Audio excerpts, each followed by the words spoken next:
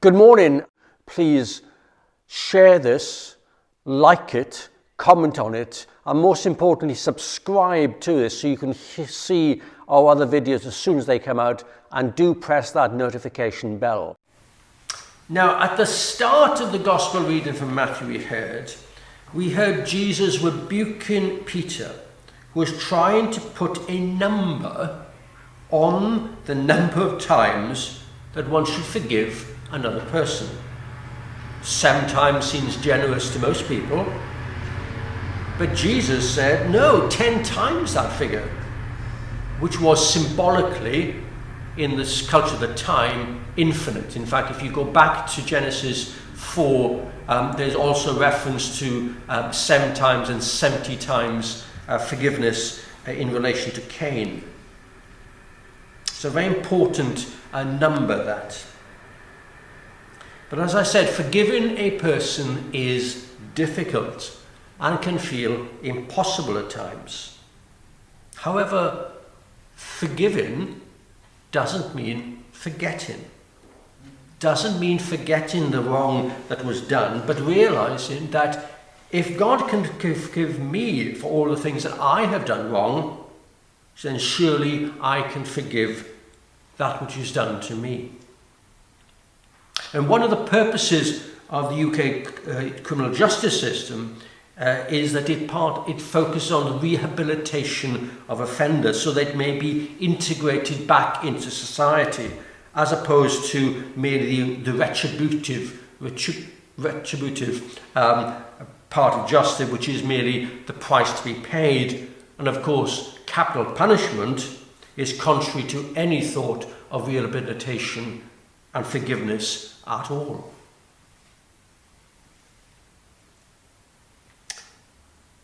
An approach to what they call restorative justice, which is also used in many places. South Africa was a shining example with Archbishop Desmond Tutu, is where crimes are viewed as more than breaking the law and the principles, and the principles can apply in a wider context than merely this criminal justice system. Crimes against other people also cause harm to people, relationships, and the community. So from a restorative justice point of view, a just response must address those harms as well as the wrongdoings. And it's been very powerful, hasn't it, how we've seen that principle of restorative justice transmitted also to Northern Ireland in years gone by and in other parts of the world. Now, if you read parts of the Old Testament, you'll know that there's lots of examples of people being killed in awful situations and dying violently. But Jesus came to bring the good news. And that good news is the call to forgive others as God forgives you. And as I said, forgiving is not easy and can be very difficult, if not impossible, for some considerable time after the wrong has been done to you. But timescales are not the issue. I'm not sure whether all those people who came over from the Caribbean in the 1950s and the 1960s, or their children, are ready to forgive the bad way in which the authorities in this country treated them. But perhaps the government apology was of some help in that long process. I haven't met many of those people in my previous parish. They are wonderfully stalwart and have a devout faith. We heard in the reading from Genesis the end of the story of Joseph, and if you know the play, and the amazing Technicolor Dreamcoat. Joseph, if you remember, was sold into slavery by his jealous brothers, who thought they were being unfairly treated over Joseph, who they thought was their father's favourite son. However, as the story goes on, Joseph survived and in fact did very well indeed, eventually. And his brothers were now at the end of this story, asking forgiveness from Joseph and acknowledging, finally, the wrong that they had done to him. And Joseph offered them all that forgiveness. But that did not mean that he would ever forget what had happened. Rather, that he realized that ultimately it was for God to judge and not for him, and that they all needed to carry on living. Holding a grudge does not help anybody, and is not what God wishes either.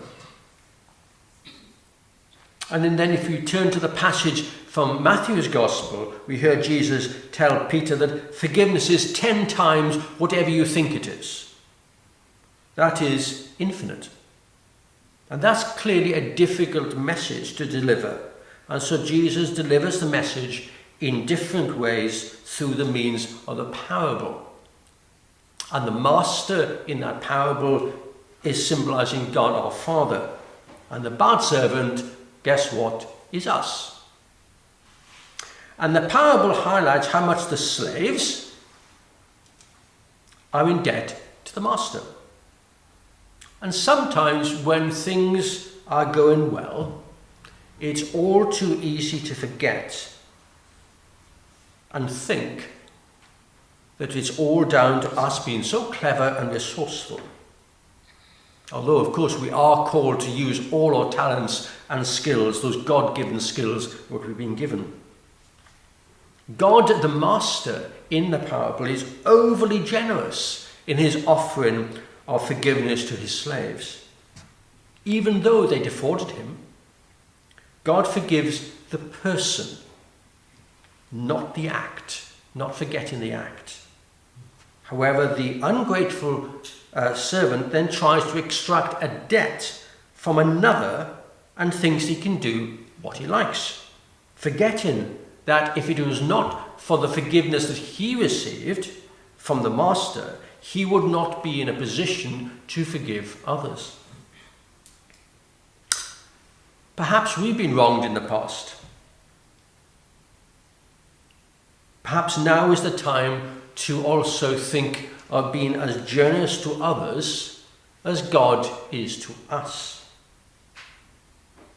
Now we repeat every week, and hopefully more frequently than that, our Lord's Prayer. And what do we say in it?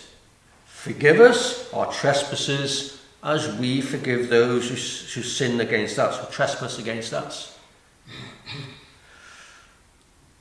Are we ready to live up to that part of the Lord's Prayer as elaborated by Jesus in the parable?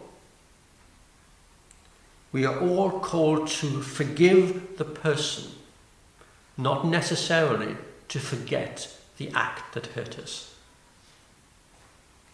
Amen. Amen.